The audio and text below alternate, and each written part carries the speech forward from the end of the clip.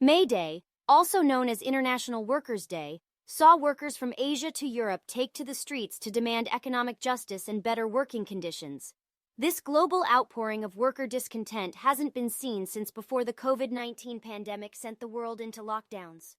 In France, thousands of workers marched against President Emmanuel Macron's recent move to raise the retirement age from 62 to 64.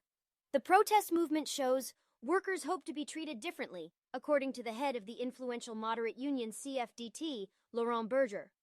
Meanwhile, protesters in Germany demonstrated against violence targeting women and LGBTQ people, and climate activists spray-painted a Louis Vuitton museum in Paris.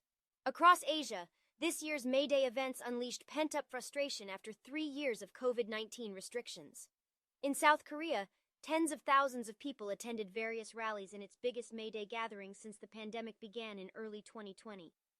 Migrant domestic workers in Lebanon marched in a country plunged into economic crisis.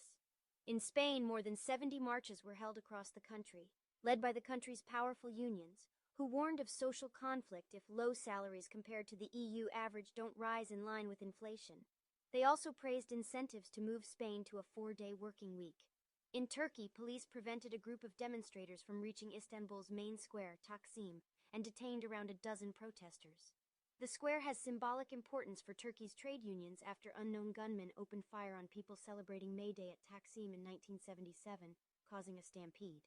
From France to Lebanon, Spain to Turkey, May Day 2023 saw workers demand better working conditions and economic justice. Will their voices be heard? Only time will tell.